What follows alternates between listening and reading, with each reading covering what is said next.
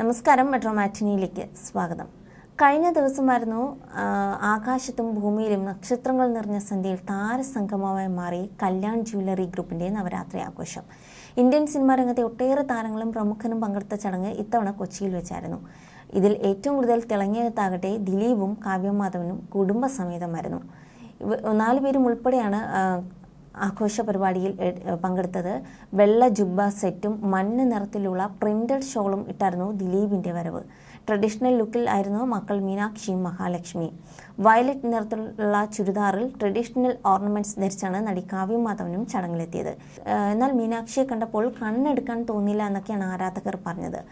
മഞ്ജുവിൻ്റെ അതേ സൗന്ദര്യമാണ് മീനാക്ഷിക്കുമെന്നൊക്കെയാണ് ആരാധകർ പറഞ്ഞതും. പതിവിൽ നിന്നും വ്യത്യസ്തമായി വളരെ മനോഹരമായി ഒരുങ്ങിയിരുന്നു ടോവിനോയുടെ ഭാര്യ ലിദിയ എത്തിയത്. സാധാരണ പരിപാടികളിൽ വളരെ മിനിമൽ മേക്കപ്പ് ധരിച്ചിരുന്ന ലിദിയ നവരാത്രി ആഘോഷത്തിനെത്തിയപ്പോൾ ട്രഡീഷണലായി വസ്ത്രം ധരിച്ച് ഹെവി മേക്കപ്പും ഇട്ടായിരുന്നു എത്തിയത്. പോസ്റ്റൽ ജുബ്ബ സെറ്റാണ് നടൻ ടോവിനോ ധരിച്ചിരുന്നത്. ഇവരെ കൂടാതെ നിഖില വിമൽ, ജൂഡ് ആന്റണി, അതുപോലെ നൈല ഉഷ, അന്നാബിൻ, അനാർക്കലി മെരിക്കാർ തുടങ്ങിയവരും എത്തുകയുണ്ടായി. തമിഴ് നടൻ പ്രഭു ഭാര്യ പുനിത പ്രഭുവിനൊപ്പമാണ് ചടങ്ങിൽ പങ്കെടുത്തത്. ബോളിവുഡിൽ നിന്നും കത്രീന കൈഫും അതുപോലെ കൃതി സനോണും മലൈക്ക അറോറയും ശില്പ ഷെട്ടി, അജയ് ദേവ്ഗൺ, രശ്മിക മന്ദാന, അതുപോലെ ബേബി ഡിയോൾ, സെയ്ഫ് അലി ഖാൻ എന്നിവരുൾപ്പെടെ നിരവധി സെലിബ്രിറ്റികളാണ് കൊച്ചിയിലേക്ക് പറന്നെത്തിയത്.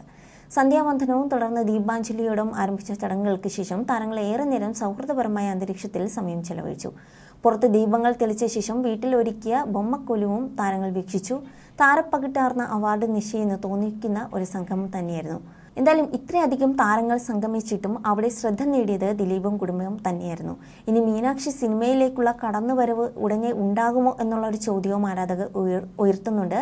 പവി കെയർടേക്കർ എന്ന ചിത്രമാണ് അവസാനമായി ദിലീപ് അഭിനയിച്ച ചിത്രം. ഇപ്പോൾ ഭയം, ഭക്തി, ബഹുമാനം എന്ന ധനഞ്ജയ് ശങ്കർ സംവിധാനം ചെയ്യുന്ന ഒരു ആക്ഷൻ കോമഡി ചിത്രത്തിലാണ് അഭിനയിക്കുന്നത്.